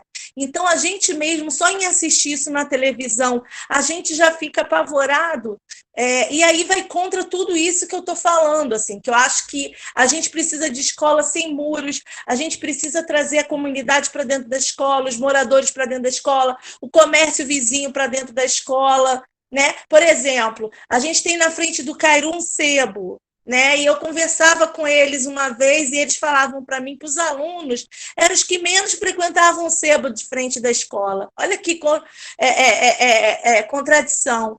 Então, quer dizer, são muitas coisas assim relevantes, importantes, né? Viver a cidade, circular na cidade, tudo isso é importante. Mas eu acho muito importante essa quebra dos muros da escola. É muito legal, eu vi muito isso no Jean Mermoz, na escola municipal, que as festas juninas, né, eram construídas com a comunidade, com o pessoal da rua participava, todo mundo que sabia que o colégio estava com festa junina na escola municipal e era aberto, todo mundo gostava de ir para a festa da escola. A comida sempre foi deliciosa, né? Sempre foi aquele sorriso largo dos professores dali do colégio. Enfim, bom, é isso, pessoal. Quero deixar essa minha opinião, assim, que eu acho que a gente tem que seguir nessa esperança, né? Educação transforma, educação muda as pessoas mudam o mundo. A gente hoje está lutando no Brasil e no mundo, né? Esse ato de hoje nacional também aconteceu em outras cidades do mundo, nos Estados Unidos, em outros países. É um dia fundamental que marca, né, a luta do povo brasileiro, do povo preto, contra o genocídio, contra o que aconteceu no Jacarezinho, contra o que está acontecendo, porque depois do Jacarezinho eles ocuparam, eles também entraram no Morro do Urubu, né? Enfim, é uma questão muito complicada para a gente ter que enfrentar o vírus, ter que enfrentar a violência, enfim, mas a gente precisa se apoiar nesses elementos que a Maria trouxe, né, que há como a gente transformar, a gente pode perder, a gente pode ganhar, mas deixar de lutar, nunca. Muito obrigada a todos pela presença, fico muito feliz e muito contente mesmo. Obrigada. Maria, Você prefere que prefere que eu leia outra pergunta, depois abra para a Penha e depois você responde? A gente faz esse bloco de 3, de repente? Ou você... Tá legal assim? Ou você prefere responder logo? Ó, então vou ler... William. A Maria José está aí? Tá aqui. Eu? Ah, tá, porque eu vi assim, Maria José saiu, desculpa. Não, eu saí mesmo, que eu caí. Eu caí, peguei pelo celular e voltei de novo para o notebook. William, pode passar, e aí você já tem as pessoas que querem falar, já tem o João. Então, tem a fala da Lu, aí tem uma pergunta da Regina Celi Aguilar. Ela perguntou: a pedagogia Frenet influenciou a atuação de Paulo Freire? Acho que você já comentou um pouco, se você quiser completar. Tem que fechar o microfone, gente. Alguém tem que fechar o microfone aí, tá dando ruído. E tem a Penha. A Penha se inscreveu para falar. E depois não tem mais inscrições. Então, depois da Penha, a Maria José responde, e depois quem quiser se inscrever para falar, perguntar alguma coisa, é só colocar o nome aqui do lado, no chat. Tá, mas você também tinha mencionado o Wagner. Ele vai falar... O Wagner levantou a mão, mas eu acho que ele não está mais aqui. Ah, tá. Tá bom. Então, passa a pergunta... Você já passou a pergunta da Regina? Você podia repetir, por favor? A influência da pedagogia do Freire para o Paulo Freire. Se Paulo Freire teria sido influenciado ou vice-versa? Isso, se o Paulo Freire foi influenciado. Não tenho conhecimento com relação a isso, né?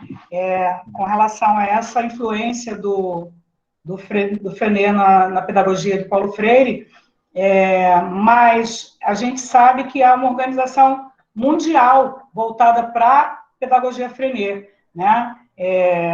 Inclusive com grupos, né? Uma rede de escolas que trabalham, né? No Brasil, a gente tem escolas, no Rio, a gente pode citar a Olga Mittar, né? Que trabalha com Frenet.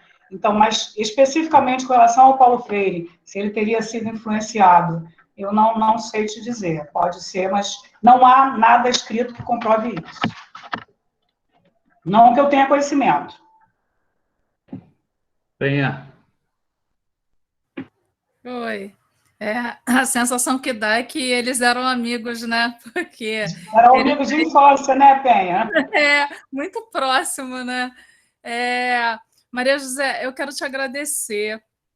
Eu conhecia a Frenet de nome, mas assim, nunca tinha ouvido falar dele assim com tanta, né, com tanta propriedade como você falou. Te agradeço muito, muito bom saber, muito bom conhecer um pouco mais. Quer dizer, na verdade, conhecer muito de Frenet, porque eu não conhecia basicamente nada. E vou até ler mais, me interessei muito, bastante, achei muito, muito bacana a pedagogia dele. Tem até um livro chamado, acho que é Pedagogia do Bom Senso, né, que também é bem conhecido. Maravilhoso. Quero ler. E eu quero falar também, eu quero fazer um pequeno relato em relação... você trabalhou muitos anos na Mourão Filho, né? Eu morei até os 23 anos num lugar que era super tranquilo, super legal, mas por umas questões que aconteceram eu tive que me mudar, e eu me mudei para o loteamento da Nova Brasília, que é Complexo do Alemão também. Morei 15 anos da minha vida ali. E foi justamente no ano de 94, e logo depois, eu não lembro se foi em 94 mesmo ou se foi em 95, que aconteceu o primeiro grande tiroteio da história do Complexo do Alemão, que foi quando mataram o Orlando Jogador, né? E foi realmente uma coisa muito assustadora. Parecia...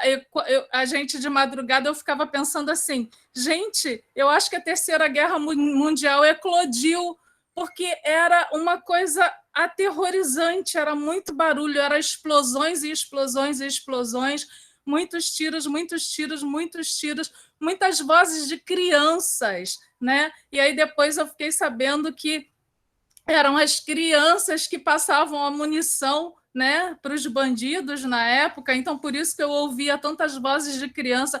Era uma coisa assim, eu não consigo descrever, né? Eu não tenho mais detalhes, mas eu lembro que foi muito aterrorizante, né? E quando você colocou aí aqueles poemas das crianças, né? O que elas escreveram em relação aos tiroteios, né? As mães, os medos e tal, né? Eu lembro que depois desse primeiro grande tiroteio, todo mundo ficou muito assustado. As pessoas não podiam ouvir tiros, já corriam para dentro de casa. Era uma coisa muito assustadora, porque era uma coisa nova. Agora, o mais louco é que, assim, depois de ter saído de lá, ter morado 15 anos, ter saído de lá, eu passei a morar num bairro próximo, e aí, um tempo depois, eu fui trabalhar na Vila Olímpica do Complexo do Alemão, e trabalhei 10 anos lá na Vila Olímpica, saí recentemente, saí agora, né? Mas é muito louco constatar, depois de voltar para aquela região e passar 10 anos trabalhando ali, tendo contato ali com aquele povo, que os tiroteios não assustam mais as pessoas. Os tiros não assustam mais as pessoas. Não tem, se habituaram ao caos, se acostumaram ao caos, e isso é péssimo, né? Então, assim, foi muito, muito interessante tudo que você apresentou aqui. Tá de parabéns, né? Essa construção, essa experiência que a gente tem em sala de aula. Eu não sou professora do município, eu nunca fui professora de escola pública, mas eu já tive a experiência, porque eu já fiz estágio por 2 anos em escolas públicas, eu já fui professora de sala de leitura em escola pública, professora voluntária, e eu tive alunos que também foram mortos em guerras, em comunidade, na comunidade de Manguinhos. Então, assim, é uma realidade muito dura, é uma realidade muito triste, e é muito difícil a gente fazer um trabalho com essas crianças e continuar aguerrida, acreditando que esse trabalho vai surtir efeito. Então, assim, você é uma guerreirona, né? Não preciso nem te conhecer muito, mas só pelo que você apresentou hoje, já sei disso, já dá para saber também pelos teus alunos aí fazendo elogios. Você é uma dessas professoras que, assim, enfrentou muitas dificuldades, mas que não desistiu, que aprendeu, que buscou, que foi atrás de conhecimentos para tentar fazer o seu melhor. E que bom, que sorte dos alunos que passaram por você. Parabéns. Muito obrigada, Penha. Muito obrigada mesmo. Beijão para você, tá? Maria, tem 2 perguntas. Eu vou deixar aqui o link que a Maria tinha colocado na apresentação, até porque vai estar...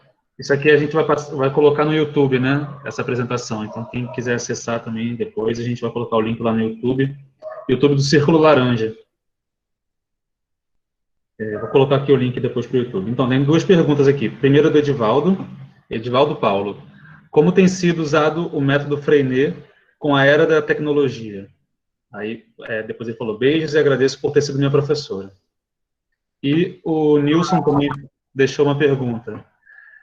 São vários os exemplos positivos que foram deixados, mas gostaria de saber, na opinião da professora Maria José, qual foi um dos legados mais relevantes do Freinet quando olhamos através de um viés educacional? Então, a pergunta do Edivaldo, né? Edivaldo, no Brasil, a gente, infelizmente, a gente não tem, assim como o Paulo Freire, que algumas pessoas acham, nossa, que, né, alguns dizem, é por causa da educação tal, que o Paulo Freire está sendo aplicado no Brasil. Assim como o Paulo Freire, o Freinet não é aplicado de maneira, né, extensiva no Brasil, tá? Existem algumas escolas pontuais que fazem um trabalho voltado para a linha frenetiana, como eu mencionei, a Olga Mittar, tem escolas em São Paulo, tem escolas em Blumenau, né? Eu até anotei algumas aqui para falar. Tem o Ateliê Arte e Expressão, a Escola Celestin Freinet, em Blumenau, o Vivelli, Núcleo de Desenvolvimento Infantil, e a Escola Freinet, que eu não conheço, em Magé, aqui no Rio.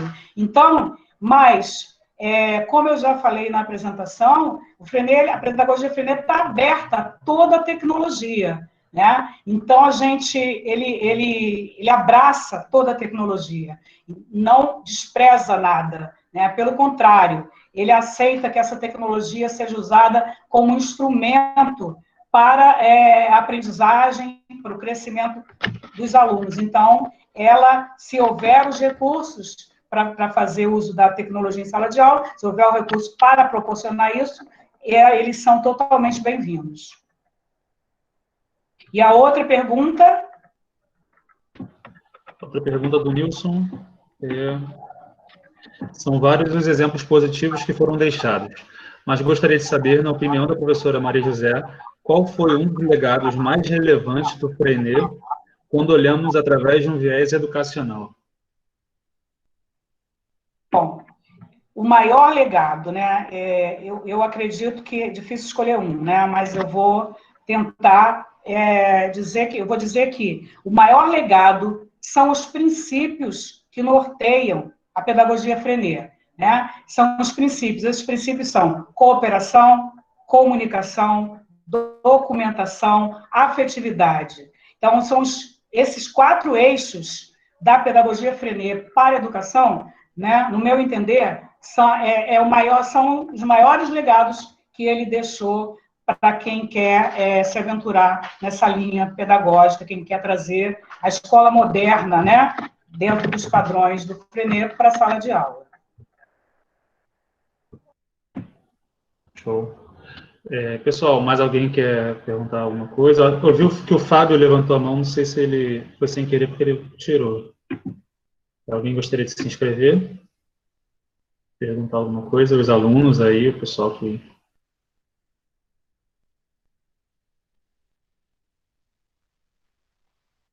Bom, eu vou perguntar algo muito rápido, Maria José. Primeiro, uma experiência que eu achei muito, muito incrível, essa experiência da troca, né, com outra escola. Eu fiquei pensando como que isso gera, assim, gera 2 coisas, assim, né, um conhecimento crítico sobre a realidade, além daquela realidade ali, mas uma realidade mais ampla, né, não só da própria favela, mas, assim, do próprio bairro, mas sim da cidade também, né, de outros lugares. E também como que isso gera uma empatia, né? Então, como que essa política de morte, essa necropolítica, ela só é possível por falta de empatia das pessoas, por falta de conhecimento daquela população ali, falta de alternativas, né? Então, eu achei sensacional como que você consegue desenvolver isso em ambos, né? Em ambas as escolas. E aí, se você quiser comentar isso um pouco, e uma pergunta que eu li na tua apresentação, é sobre a equipe freinetiana que vocês estavam tentando formar, né, no município. Se você quiser comentar alguma coisa, como é que foi isso? Por que a Secretaria Municipal não aceitou e tudo mais? Como é que foi? William, rapidinho, deixa eu só fazer uma pergunta. Pode.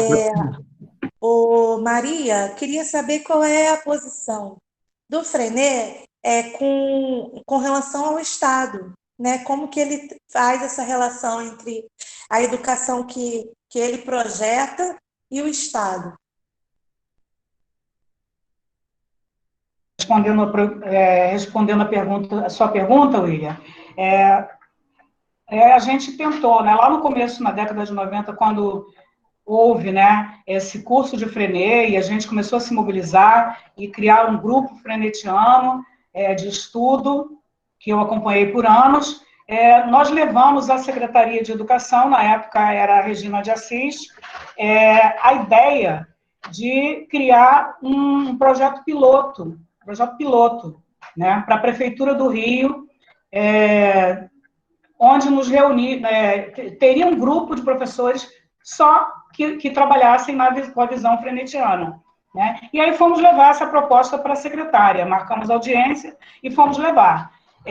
E até hoje é uma incógnita para mim, por que não foi aceito, né? E foi nos falado assim, não, é melhor que vocês sejam multiplicadores, e não achamos que seja positivo criar um projeto piloto. Né? E aí a gente ficou junto por um tempo e acabou se dispersando, né? E aí é claro que tem questões políticas envolvidas, né? Por que não? A gente sabe disso, que o interesse político está aí no meio. Ter uma visão mais libertária, né? O aluno ter essa visão mais libertária não é não é objetivo, a gente sabe que não é objetivo de nenhum governo, né? Por mais que tenham incentivado na época o curso, mas ter um modelo piloto voltado para essa educação, né? Não, eu acho que ia de encontro com as ideias que o Estado gostaria de manter, né? Que é um aluno que não questiona, que é um aluno que aceita tudo, que é um aluno conformado, que é um cidadão conformado. E hoje eu acredito que seja esse o motivo, né?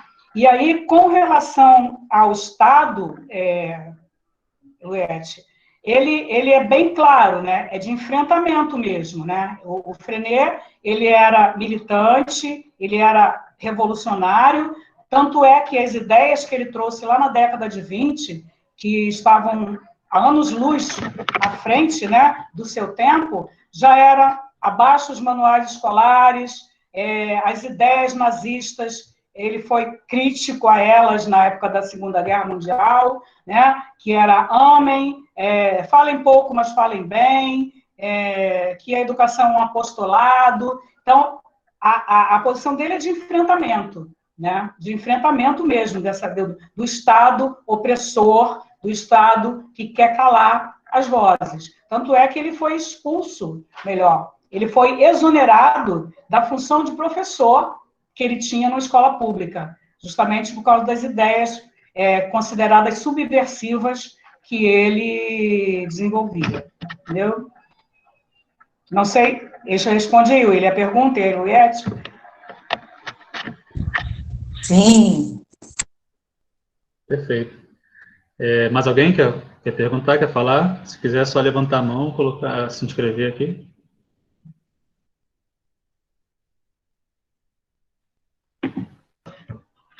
Sim, muito semelhante ao Paulo Freire, totalmente semelhante, né? O Paulo Freire também não desvincula em nenhum momento educação de militância política, de engajamento político, né? E é isso, né? Tem até um trecho aí que eu falei que não ia comentar naquela hora, né? Que eu gostaria de comentar agora, que o Freire fala que trabalhar a pedagogia pura, né? Ele dizia isso em 1900 e pouquinho, lá, 1900 e bolinhas, né?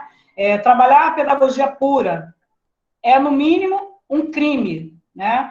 E que o papel do professor vai muito além da sala de aula, né? Ele precisa desse envolvimento social e político, né? E o Paulo Freire fala disso também, né? Que ser professor e não ser um militante é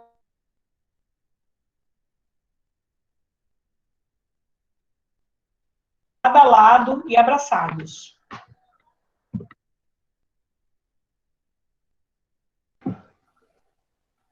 Perfeito. Beleza. Deixaram várias mensagens enquanto você estava apresentando, né? Principalmente os alunos. E não estou conseguindo ouvir agora. Essas mensagens vão desaparecer, William? Não vou conseguir ler, não? Queria tanto ler. Não desaparece não, porque vai estar na gravação, se não me engano. Mas, de qualquer forma, eu posso copiar aqui. Se você puder, eu te agradeço. Copia e manda para mim. Tá? Muitos alunos foram falando, enquanto você foi lembrando, né? Bem legal. E um ponto, Maria, se você quiser comentar também, enquanto você estava falando, né? Eu acho que também cai um pouco no que a Penha escreveu sobre as similaridades com Paulo Freire, né? Quando você falou sobre o envolvimento com questões sociais e políticas. Porque a primeira coisa quando os professores entram no Círculo Laranja, né, é que a gente fala que não somos só professores, também somos pesquisadores, somos militantes, somos alunos, né, estamos o tempo todo ensinando e aprendendo, então não tem como dissociar, né, o aprendizado político, social, com a atividade de lecionar, né, quando a gente está ensinando, a gente está aprendendo, e quando a gente está participando politicamente, também envolvido politicamente, a gente também aprende muito, né, então eu acho que permeiam muito todas essas técnicas e metodologias que você está mencionando. E aí, às vezes, isso surge em ciclos, né? Às vezes as pessoas, não quero participar, só quero dar aula, não gosto de política, mas, sabe, política é exatamente isso. A minha militância é fazer o aluno passar na prova, a minha militância é fazer o aluno escrever, a minha militância, entendeu? Tem essa incompreensão, entendeu? Hoje, isso é atual. E isso permeia o tempo todo. Isso é um desafio, né? Isso é um desafio para o professor, no diálogo com outros professores, com os alunos e com as sociedades. E eu acho que isso também está vinculado um pouco com aquela questão do escola sem partido, que você menciona na sua apresentação. Enfim, se você quiser tocar nesse ponto também, comentar alguma coisa. Então, totalmente, William, totalmente. A questão né, eu começo o livro falando sobre a perseguição que os professores estão sofrendo, né, hoje em dia, por parte do governo federal, né, a gente tem que deixar bem claro, o professor virou o inimigo da sociedade, né, o inimigo número 1 da sociedade, com orientações do governo, para que filme as aulas, porque ele está doutrinando. E aí a gente tem um projeto a caminho, um projeto aí de escola sem partido, né, que, na verdade, não tem nada de sem partido, que ele tem partido, né, certo, que é dizer que o professor, que a educação é neutra, que a educação, né, é só passar conhecimento. E a gente sabe que não é, né? Todos nós somos seres políticos. Então, a quem interessa, né, difundir essa ideia de que política é uma coisa ruim, política é chato, toda política é igual, né? A quem interessa esse movimento de tirar a oportunidade das pessoas entenderem, colocarem na cabeça que tudo que eles fazem é política, né? Até o ato de me omitir diante de qualquer situação é político. Eu escolhi me omitir, então é político, né? Quando eu digo que eu não gosto de política, eu já estou me posicionando, né? Então, nós somos seres políticos. Então, assim, esse projeto da escola sem partido... Quando o educador fala, não, mas eu sou um educador, e não gosto de política, eu sou como se pudesse, né? Você lembra aquele debate que a gente travou na área de linguagens, né? E tinha isso ali presente, né? Não, eu sou um educador, né? Como se você fosse, como se educação e política não tivesse totalmente relacionado.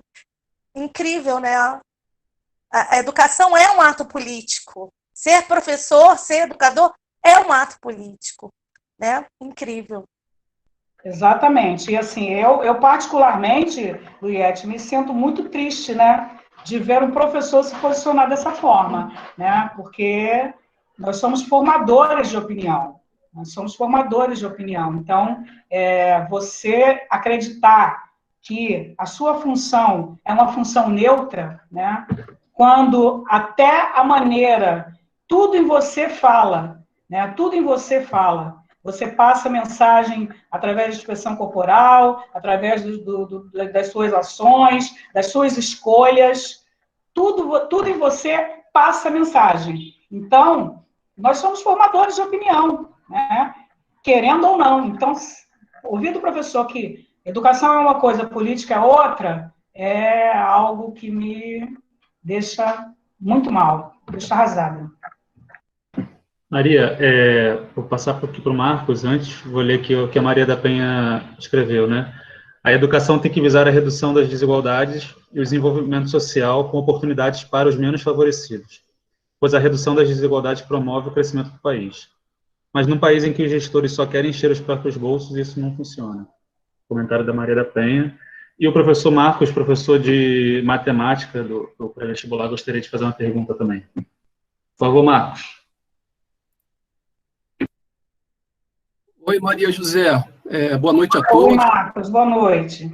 Parabéns pela publicação, pela apresentação que você fez. Foi excelente.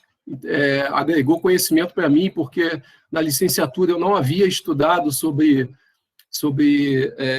o pedagogo que você apresentou para a gente. A minha pergunta é a seguinte, Maria. Sobre todo esse seu histórico da aula fora da sala de aula, dos passeios, né? como você é da área de linguagem, em português, os alunos escreviam, né, faziam redação, praticavam leitura, descreviam todos os acontecimentos, tinha teatro, música.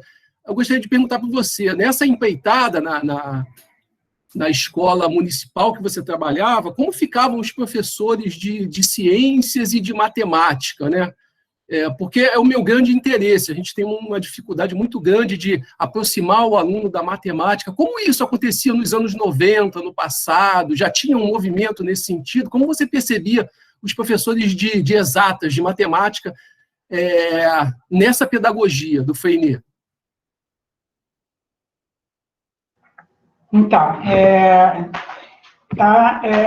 obrigada, Marcos, pelos elogios, né, à apresentação. E aí, o meu trabalho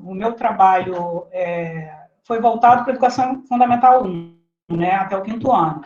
Então, a realidade fora do 6º ano em diante, eu não tenho como te dizer. Eu tenho como te dizer como era trabalhado, por exemplo, a matemática na sala de aula, né, nas minhas salas de aula, né? A gente parte da questão, né, da experimentação, né, do uso do material concreto, né, antes de chegar no conceito. Então, por exemplo, eu fazia uso de réguas de Cuisinart, eu fazia uso do material dourado. Quando não tinha caixinha de material dourado, a gente criava esse material com desenhos, com papel, e a partir desse material concreto, né, de contagem, ou de material dourado, ou de régua de Cuisinart, a gente ia desenvolvendo noções, né, de formação de dezena, de quadro valor de lugar, de ordens e classes, a partir sempre do algo concreto para sistematizar. Na matemática, a gente trabalhava dessa forma.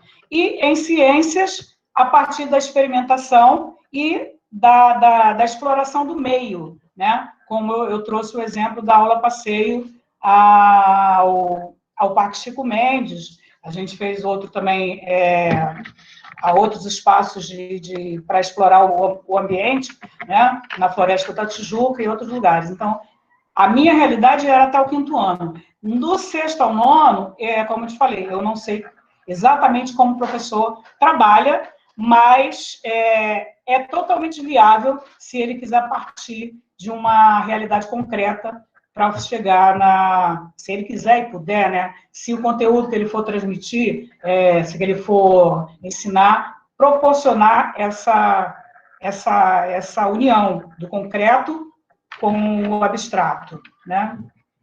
É isso, Marcos, respondi. Oi, Maria José, respondeu bem fundamentado, e eu posso comentar com você, eu me formei agora recente, em 2019, em que a gente estuda e tenta aplicar isso na matemática até hoje. Metodologias ativas, materiais concretos, aula fora da tradicional e fora de aula, isso ainda a gente planeja e tenta fazer isso até hoje. Então, o que você viu há alguns anos atrás, a gente ainda tenta fazer, tá bom? Mas foi muito bom saber que essa prática já acontecia lá no Fundamental 1, lá atrás. Então, foi perfeito. Obrigado por sua resposta. Nada, Marcos. William, já está estourando o tempo da aula, tá? Os alunos já precisam dar um pulinho, beber uma água no banheiro. Deixa eu só falar, William, sai por último e printa as conversas todas no chat para guardar junto com a presença. A presença eu já fiz, tá, Maria José? Já salvei para a gente poder arquivar na Educação Transformadora, tá bom? Tá ok, Luiz, tá bom. Gente, agradeço a todos, agradeço a presença, quem ficou até o final, né? Muito agradecida por essa oportunidade de passar, né, um pouquinho da minha experiência, e às vezes eu sou muito gestual, sinestésica, falo fazendo gestos, mas é assim, o professor às vezes tem essas coisas, tá? Um abraço em todo mundo. Muito obrigado, Maria José, muito obrigado a todas e todos que ficaram aí, assistiram a apresentação, né? Domingo não, é sábado de manhã vai ter aulão, né? A Maria José também vai estar presente sobre preconceitos linguísticos, junto com a professora Carol e a professora Jade, né? Então, perfeito. Muito obrigado, pessoal. Eu vou parar a gravação aqui para a gente tirar um print para deixar gravado aqui nossa aula. Valeu,